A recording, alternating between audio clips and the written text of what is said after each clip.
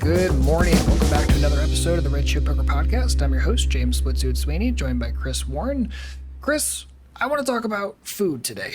Food and water and nutrition in general and have a bunch of fun. But before we jump into that, let's just get the general disclaimer out of the way. We are not doctors. We are real human beings that eat some food and drink some water and think about nutrition a little bit.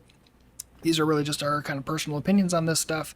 Obviously, go consult a doctor before you do any diets and all the other nonsense that comes with this stuff. Disclaimer over. Perfect. So why don't you kind of kick this off? Because you want to talk about this today, and I think this is a very important thing to talk about, but rarely gets discussed. And why don't you kind of kick us off and let's get started. Well, I think it's really a key topic that, obviously because it's not the game, we tend to talk about less. I know I've talked with Elliot Rowe and worked with Elliot Rowe, and he basically told me that all the high stakes players that he works with feel that like tilt is the key variable in their games, right? Like it's the number one thing. People know the game, but people get frustrated at losing. Losing's tough. Dealing with the swings is tough, and because of that, it really is kind of the most important variable in your win rate, right? Obviously, if you're a low tilt person and you know your strategy, it doesn't affect your win rate. But if you have any problems with tilt, if you have any problems with just like losing energy, not thinking things through, huge variable. So, and I can say for me personally, that's true. Like the biggest losses I get are from not playing at my A game and from having, getting fatigued or tilting or whatever. And how is it for you? Is it pretty similar? It's very similar. And I think that's kind of the way that I like to think about it is like you have a win rate and that's kind of your neutral. And then tilt is kind of this negative magnifier, right? And it might take a little bit off your win rate, or if you have massive tilt issues, a lot off of that win rate. But you have your strategy side, and then you have this other kind of mental side that's done well, doesn't affect your win rate, done poorly, kills your win rate. Yeah, we can't build a win rate out of not tilting, but we can certainly ruin one. Yes, exactly right.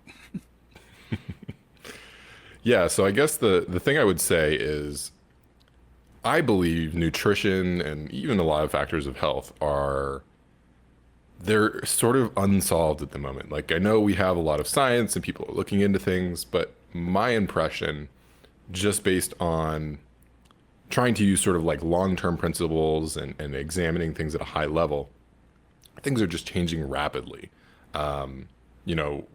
We see these big trends like carnivore and vegan and vegetarian, like paleo, and Keto. All these things are kind of like happening in rapid succession.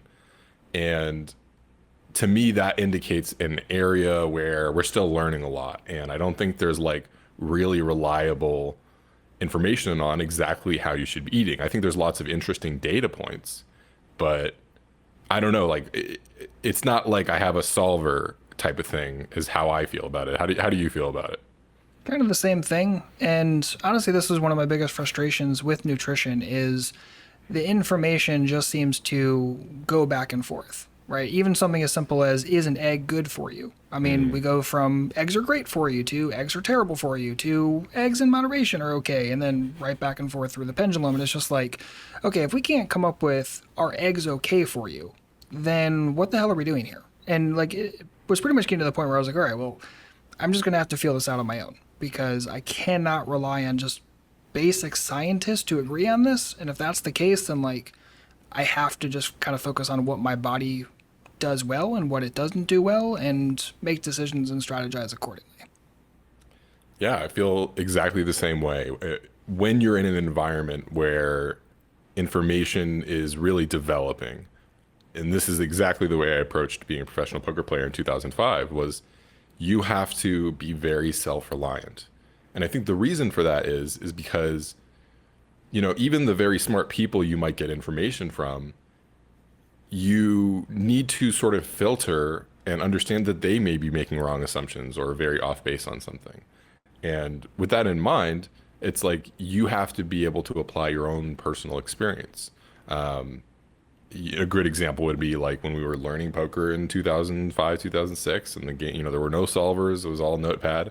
I know we talk about it a lot, but I could look at what CTS was doing. I could look at what Dur was doing, but I still had to think for myself and apply it to my own games because I wasn't playing, you know, 10,000 no limit, etc.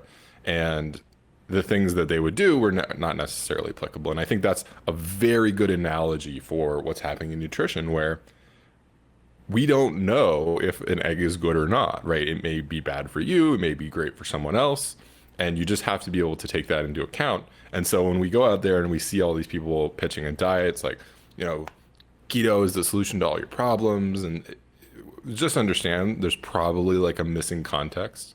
And I think a lot of the diet information is we essentially have someone who had an experience using a diet or using an approach that worked really well for them, and then they try and apply it to everyone else. And will that work? It's really hard to say. Yeah, I think that's exactly right. Is it worked for them? They got really stoked about it, had great results for it, and people watching them said, "What did you do? I want to do the exact same thing." And then they just get really high on that and want to teach everyone the thing that worked for them, and can't blame them. They're stoked about it, but does not mean that their strategy is going to work exactly well for you. Not by any stretch. Yeah. And I think one of the reasons for me why nutrition is so important when it comes to poker, like I'm the guy who brings like a full meal down to down to the strip with me. Poker is a super energy intensive activity that I think, and this is wild speculation, but I think when you're using your brain a lot, I mean, we're talking, with poker, we're talking about doing it for hours and hours. In a live session, a lot of people play for 8 hours. I think that's a hugely energy intensive and potentially nutrient intensive activity where you're just burning up a lot of resources. And I don't think people account for that well. They're, oh, we're just sitting here, like anyone can do it. But I kind of don't think that's the case. Like for me, the casino is an extremely harsh environment for my body.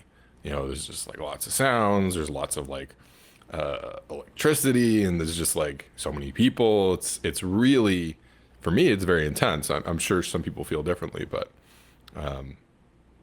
oh, there's smoke in the air. Like it's I think it's pretty rough on the body. How about you? Yeah, 100% agreed. And I'm kind of in the same mindset where I think whenever you're using your brain a ton, that you are burning a tremendous amount of resources.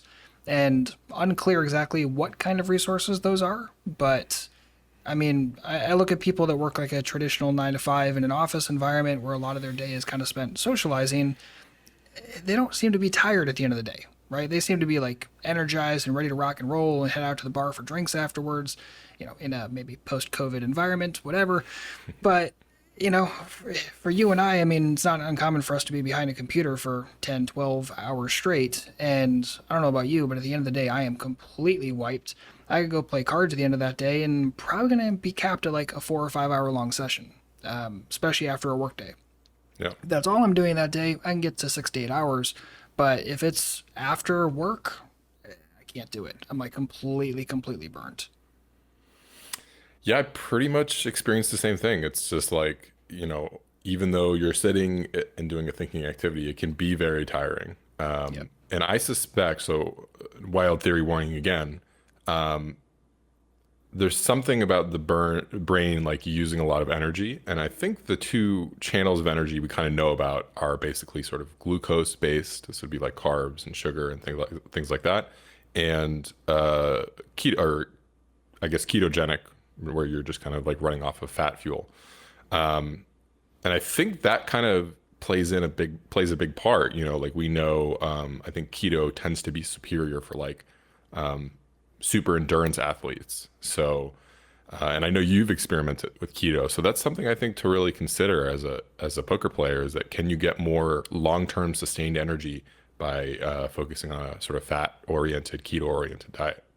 Yeah, for sure. And when I did keto, I'd say I have done a long form video on this on YouTube, and we'll link that in the description box somewhere. But when I did it, I think I did it wrong, or I didn't do it well enough, because I got very, very good at keeping my caloric intake very low. I had my fat ratio correct, but I think I was putting in the wrong kinds of carbs, and I was avoiding some carbs that would have been good. like some veggie carbs and stuff I was avoiding just to make sure that my fat ratio is proper. But had I been throwing a better, is that micronutrients?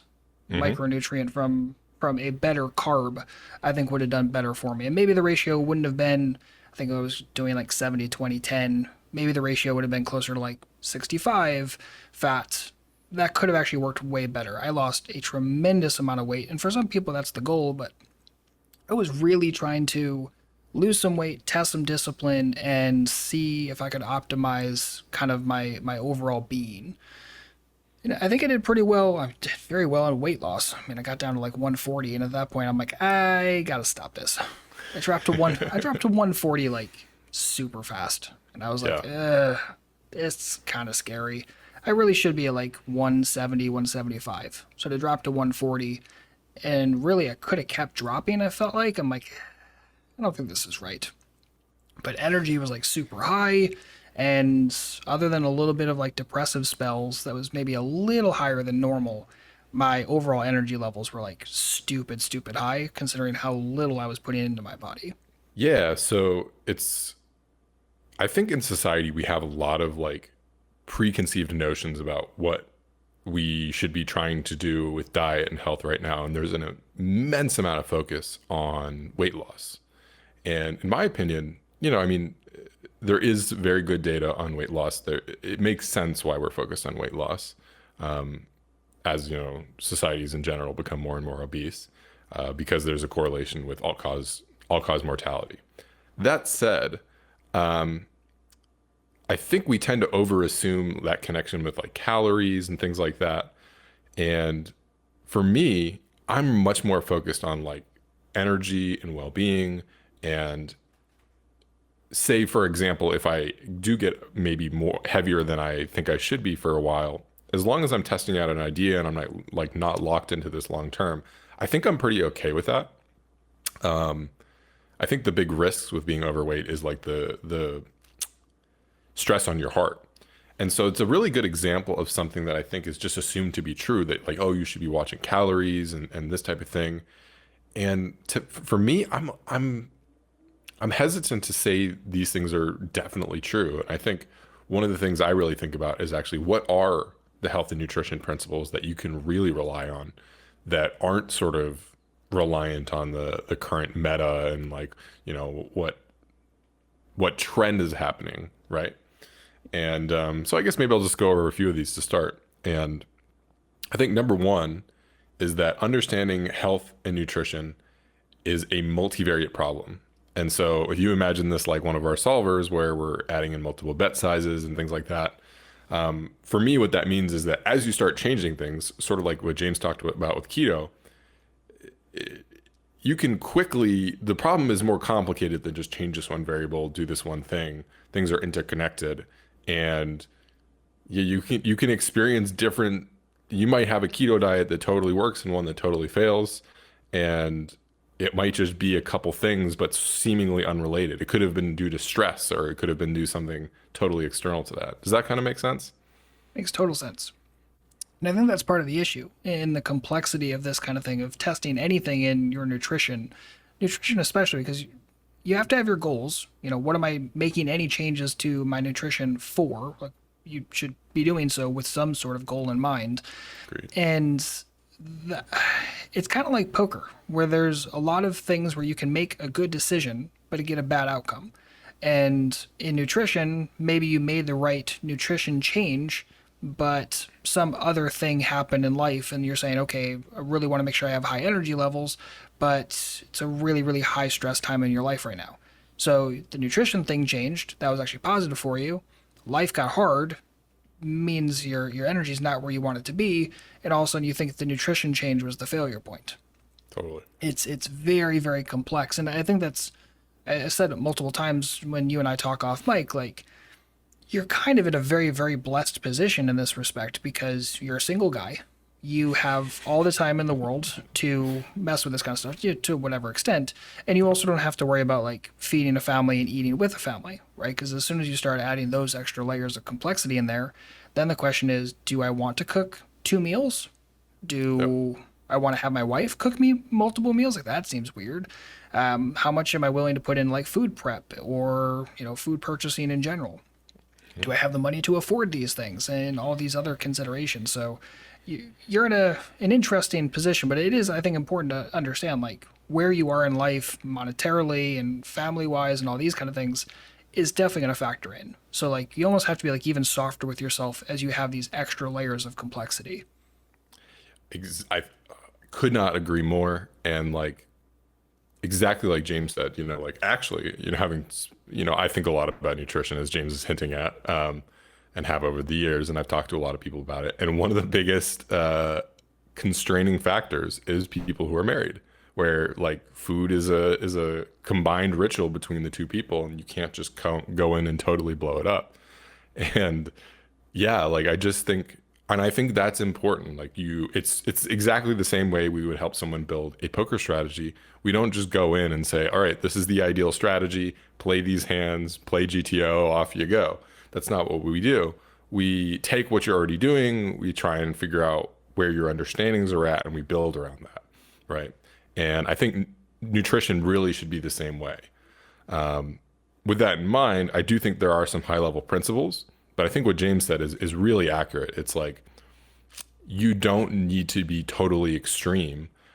You can actually just find one or two places of improvement to start, and you might see a huge payoff in energy and your vitality, your focus at the table, things like that. So, yeah, I mean, James is hinting at how extreme I would go, and I do tend to do some very extreme things with diet to learn and test.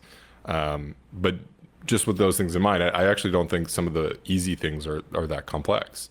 And it could just be like removing, oh, like I eat this one thing at the end of the day, and I realize how maybe I could get rid of that. Maybe that's really feasible at the moment.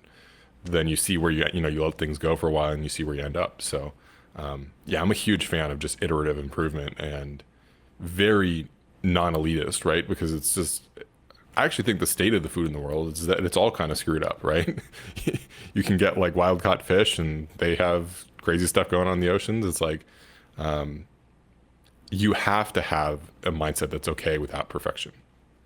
Oh, 100% agreed. Like you have to be in an experimental mindset with this. And one of the things when I was coming off of keto, I was like, all right, well, keto's not going to be what I do long term. I didn't think it was like the best long term decision for me. But I wanted to take some of the things I did in keto and carry them over to a more, dare I say, normalized diet. So I would change like one thing per week in my diet. And maybe that was like, okay, instead of fries for lunch, it would be a healthier choice. Or instead of 4 cookies at the end of the day, it would be 2 cookies at the end of the day. And do that for a week. It's not too difficult, it's small, and you're going to develop confidence to continue making those changes and also have a little bit of time to see how do I actually feel in the morning the following day or directly after that or whatever it is. So perfection is maybe the goal, but it's an impossibility, so don't stress about it. It's more make better decisions over time, and those things will stack, and you're going to be far better off in a year or 2 years or 5 years down the line than if you held the consistent path you're on right now. And that's true for, I'd say, probably just about everybody. Like, almost literally everybody. Yeah, agreed. I and I think there's actually another important concept, and I'll start getting into my principles real soon. But basically, I think you need to be pretty happy with what your diet is. Like, people who go from eating a very lavish, standard American diet, pizza, takeout, etc., and then all of a sudden eating chicken and broccoli, like they're gonna be miserable. It's just what's gonna happen, and you're not gonna be able to maintain that over any length of time. And I think the best improvements are the things that you can actually lock in and totally maintain. And like going on a 3-week chicken and broccoli diet isn't going to help you in the long term. In fact, there's some data that shows that it hurts you in the long term when you have those large fluctuations. We're learning lots about our guts that are saying they're extremely sensitive. So, yeah, just try and be really practical. Don't stress about it. Look for the opportunities, and don't worry so much about like the discipline and really just trying to force yourself to do something you don't want to do. in my experience, and I've tested a lot of things, like anything where you're relying on discipline will fail. So if you have those really strong cravings, I tend to think about like, okay, where is this craving coming from? Is this something I could satiate in a healthy way? Maybe this is just a problem that I have to deal with in the moment. I have to have an unhealthy solution in the short term. I've had this with sugar for myself, where extremely strong sugar cravings, and it's really interesting the way I solved it. I made lots of changes over the years, but I think I eventually found out that it was actually just my meal timing that was causing some sort of sugar craving. And that sounds very strange, but I think those type of things, as you learn about health and nutrition, they become much more normal. And the idea that you could beat sugar cravings with like meal timing is very odd. But then when you get in the mechanics of it, it's like, oh, well, your insulin levels go up and down, and maybe it had something to do with insulin sensitivity. And, it's funny because I don't even know exactly what it was, but I know it worked. And I think it's a really good example of like what we're talking about, where it's like, yeah, they don't really know exactly what's going to happen. You're an individual and you have your own individual problems that you may have to deal with that just aren't well written about or whatever. So, Yeah. And you and I mean, I'll put you on blast. I don't think you've mentioned it, but I'll mention it anyway. Both of us have taken nutrition coaching in different forms, and 2020 was kind of the first year that I like really dedicated to doing that, and actually spent like a good chunk of time and cash doing that.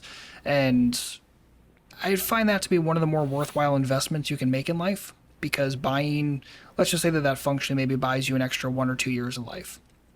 Obviously, it doesn't guarantee it. You can still get hit by a bus tomorrow, but being able to extend life in any meaningful way, especially a life that's worth living, right, decent quality of life, is worth a tremendous amount. And I could look at it as, okay, my body can handle it now because I'm still in my 30s, so no problem, but eventually it won't. And if I can kind of curb some of that nasty stuff now, even if it's just some of it, I think that extends life in a meaningful and qualitative way.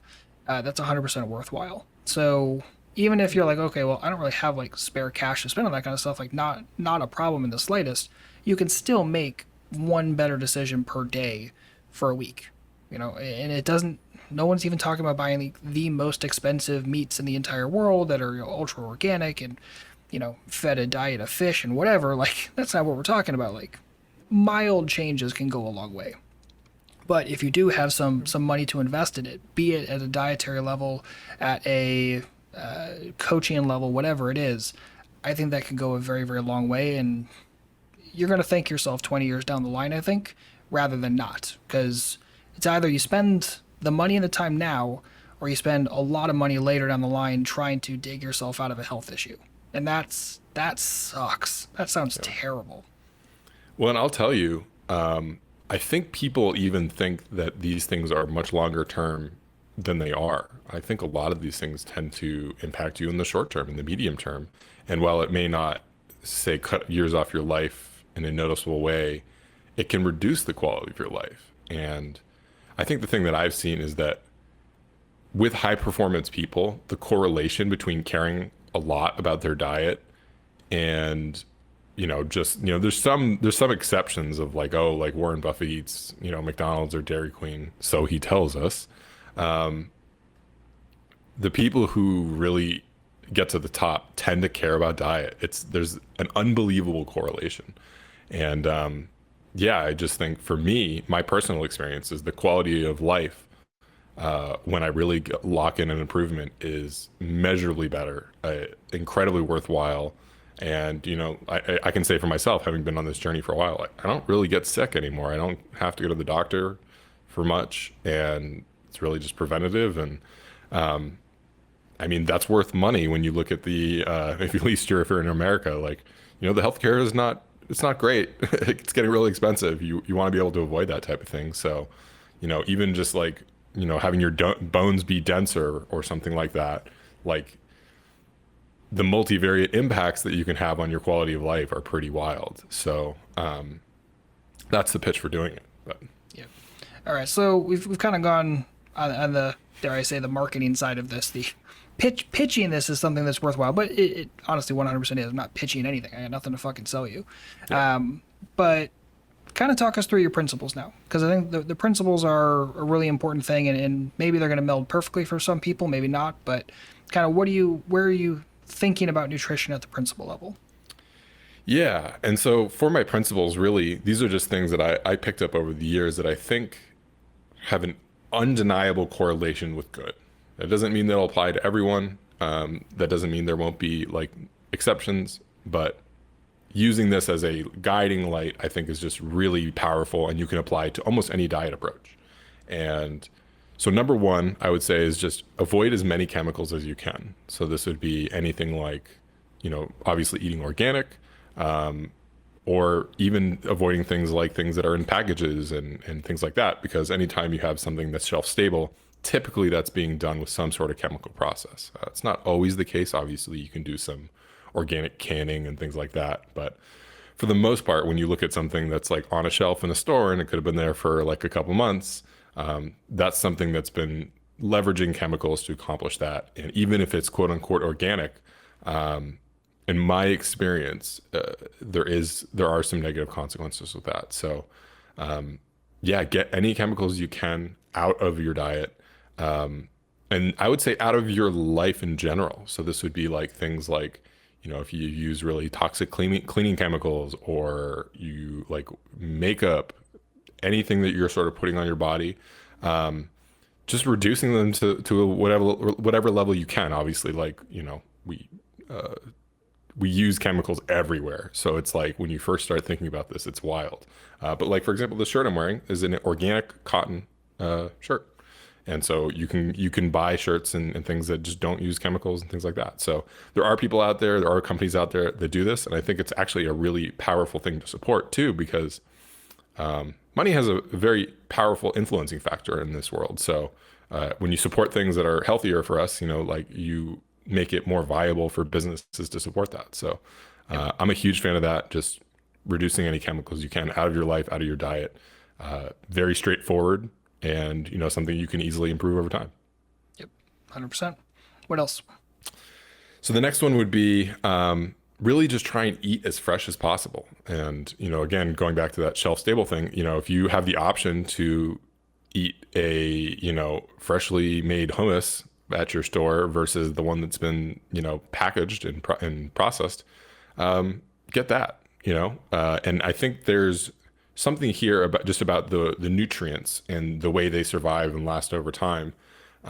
You will get more benefit from things that are just fresher. If you know the supply chain on how your thing got to the store, if you look at the packages and you just buy the thing that has a later expiration date, it's just a really simple way. It's just like eat as fresh as possible. If you have the option between like eating some fresh baked bread versus just the standard stuff you'd see on the shelf, it's almost always going to be superior, probably even if there's some more negative things associated with the if there's maybe more chemicals than the other thing. It depends on the degree, but I think eating fresh is incredibly powerful. And just in general, if you can, it's the hardest one in a lot of ways, because fresh fruit expires, you have to manage your logistics on it. It's one of the things I hear the most frustration around is like having to cook for yourself, use raw ingredients, things like that. But yeah, it's a very powerful one, in my opinion. What have you experienced with that one? Yeah, so I kind of look at it as like two different steps. There's the getting fresh foods, and then there's also the cooking fresh meals. So if you're in America, especially, I mean, I always like to look at things as, there are positives and there are negatives. And COVID was obviously massively negative overall, but one positive of it is that places had to get very, very good at delivery, right? So, if you have a Whole Foods anywhere near you, like it's not difficult to get delivery to your door. And then doing that twice a week means you can get bakery stuff instead of the, pre-wrapped, pre-packaged bread and stuff like that. Yeah. Same thing for lots of, vegetables and all that kind of stuff. So I don't know. I always look for that kind of stuff, and that supply chain has gotten much, much better. So honestly, set a to-do reminder twice a week, Mondays and Thursdays, and get your stuff delivered. It's not too difficult. The fresh meals is the challenging one. Yep. And that either requires some planning.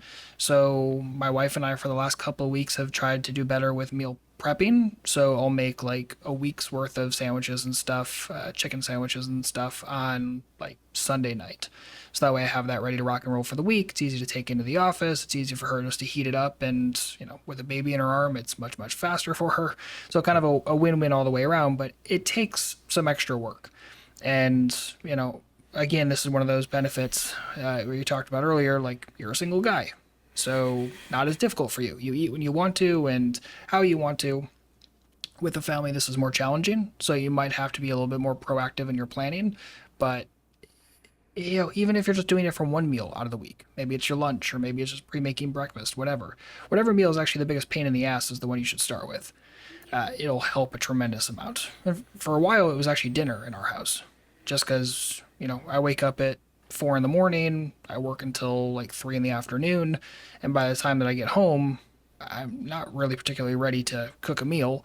My wife's been with the baby all day; she's like completely burnt, and it's like, okay, well, let's not do fast food again, and let's start trying to pre-make some of this stuff. And it gets easier over time, but it's a pain at first. So again, be soft with yourself. I very much agree that anything you can do to make the process of eating the thing you've decided to eat easier, for me, is hugely impactful. I do not, even though I put a lot of effort in this, I tend to not do things that take and require a lot of effort. I just have a process, and it's like, oh, when you're caught off guard or whatever, you just have a thing that you can go to. It's the same principle, I think, as like kind of keeping junk foods out of the house, right? You just create a barrier to entry for doing the wrong thing, and you create a nice, smooth, easy path for doing the right thing. So yeah, I think about that a lot, actually, even as a single guy where, I could probably theoretically do whatever I want. I'm a big fan of just like having the thing I want to do be easy, or even maybe just having a backup plan that's not too bad. Both of those things are very relevant for me as well. So, Yeah, having the right thing be easy and the difficult thing be hard. yep, That cannot overstate that. This is exactly why we don't keep junk food in the house as much as possible, because yeah, otherwise it's too easy to go grab it. yeah. And so I'll kind of end my principles with this big one, and that's I would say at this point with nutrition, like try not to take the cultural ideas we have about diet and nutrition too seriously, like this idea of calories in, calories out. I'm not sure how applicable some of those things are. I know these are sacred cows for a lot of people, but in my experience, there's a lot of things that are wrong. People are, you'll hear this, oh, breakfast is the most important meal of the day. People will say things like that, and then people will run with that for years and years and years, even if it doesn't maybe match the experience that they're having. So I would say just have the confidence to just challenge any idea you want. One thing that I think I've done personally is I don't worry about calories, and that's not because I'm naturally thin. In fact, I gain weight incredibly easily. It's just that I found calories were not the variable that caused me to gain weight. It was actually other things, primarily sugar. Like I could eat lower calories of sugar and gain weight, or eat thousand. Like I remember I had a period where I was eating literally 5,000. I was measuring it, so I'm certain it was at least 5,000 calories. 5,000 calories a day of like meat and paleo keto type stuff, and I would not gain any weight. In fact, I was losing weight. And yeah, I mean, I maybe that's just uniquely me, and that's something that people can't count on. But in my experience, you really need to kind of open up your mind in terms of what might be considered good and bad. Even though I've had negative experiences with sugar, I actually suspect sugar is thought more negatively than it may generally applicable. I think some people will probably be able to eat a good amount of sugar without issues. And so you really just have to like learn about yourself and kind of pay attention to the patterns that you notice over time. One of the best ways is to just have these little testing moments where you try out a new thing, a new approach, and see, and then you get like a nice essentially split test on the data set of how you react to the new thing. And one of the things I love to do is keep everything the same except for taking one thing out, right? So for me, the way I figured out the sugar problem, I just had a diet that I was doing pretty well on, and then I did that diet with sugar and without sugar, and that was it.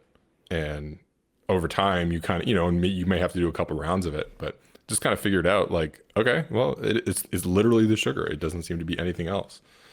And which was sad because I love it, but it's once you know that type of thing, actually, I find the discipline to execute it isn't nearly as challenging because it's like, well, I want to feel good. That's more important than, you know, the other things. And eventually, in my experience, I get to a point where there is no willpower involved. Like there's a lot of willpower involved in testing, but that should only be a short period of time over a couple of days. And I think it helps to journal a lot during that period as well. If you're going to try something new, whatever the test is, write down exactly what you're going to test, what comes in, what comes out of the diet, and see how it goes. And write down objectively how you feel after that meal, how you felt for the day as a whole, how you felt for the week as a whole, whatever your testing period is. I usually go week longs for tests. I need enough different kinds of days to be able to discern if something is good or bad for me. But a week for me might be a month for you, might be a few days for you. It just depends. Yep. But journal it. It will help a tremendous amount. And it'll also help you set up, okay, this is what my next test is going to be. I mean, start a doc, start a spreadsheet. It will go a very, very far way. Yeah, I actually have basically a thesis anytime I'm trying a new diet approach. And probably even I'm operating under a thesis anytime I'm just using my standard diet.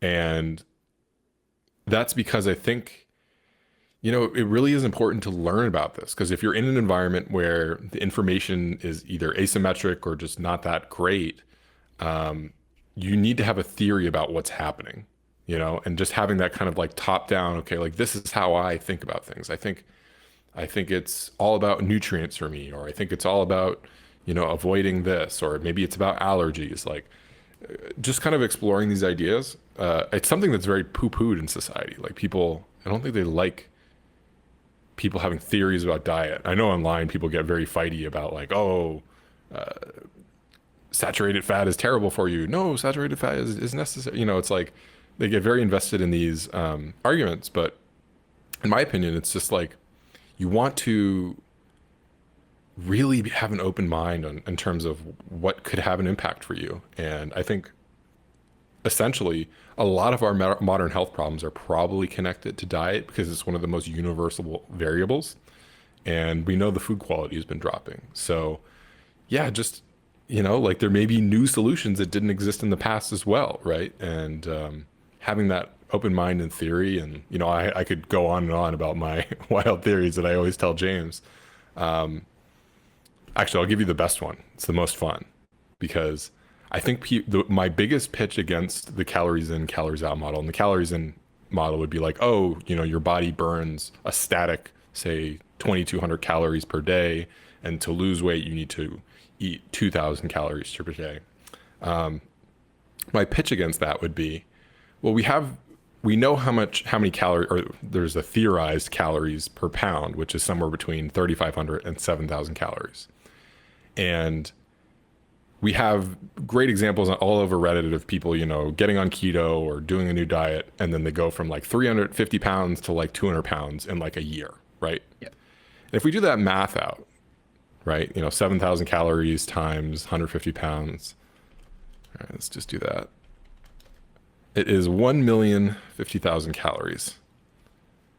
To me, there's no way anyone in the course of a year took their baseline, metabolic rate and then somehow lost a million calories deficit. What's that on a daily basis divided by 365? Yeah, let's just do it out. So 2,200. Yeah, so 2,200 calories per day times 365 is 800,000 calories, right? So this person would have just had to eat less and burn more and have a higher metabolic rate. It exceeds the amount. But there's So it no way in doesn't hell make any that sense. there's no way in hell that someone who's 350 pounds is doing 2,200 calories per day, right? I mean, their intake has to They're be probably higher than burning that. a lot more. Yeah, that is Yeah. true. Okay. But even then, if you think about like, okay, their metabolic rate was 4,400, right? So they're burning Sure. 1.6 million calories per year. And let's say they went to 2,200 calories. They ate half the amount. They still are short on the amount of weight Fair. that they lost. And I think to me, there's these other variables happening that people aren't considering. And I think there's something like a dilution theory happening where your body will actually try and retain water and fat to protect you, maybe against chemicals, maybe against, yeah, I think it's probably that. It's probably chemicals, people, this is very common, I think, when people give up drinking. So there's some sort of maybe detoxification or pathway that's blocked or that gets unblocked. And this allows the body to essentially choose a new set point. And I think the thing we know about our body is that, like, your body can burn energy when it wants to. It can, get you shivering to warm up, and that's burning calories. And if your body wanted to lose weight, it probably could, or in many scenarios it could. So we're essentially getting a signal from our bodies when we're overweight or when we're, in one of these states, that this is like the ideal balance based on the environmental factors and the food and whatever that we're giving it. And so that's my wild theory. But I really think that you can challenge a lot of the sacred cows and open up your mind and just like try and figure out what's good for you. That's really what it is at the end of the day. Don't get too stressed about it. Be chilled out. Just look for that slow improvement, because you want the things that you can maintain. And sometimes, honestly, even just learning something is the most powerful thing you can do, in my opinion. Yeah.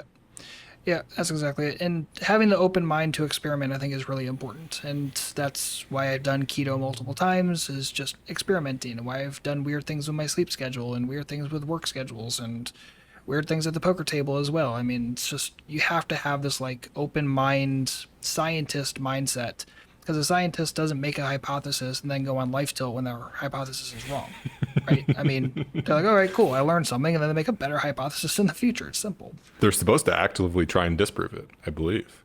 That's the process, right? Yeah, exactly. So be soft, be gentle, and try to come up with some small little experiments if you feel like that's good for you. That's what I do. That's what I know you do.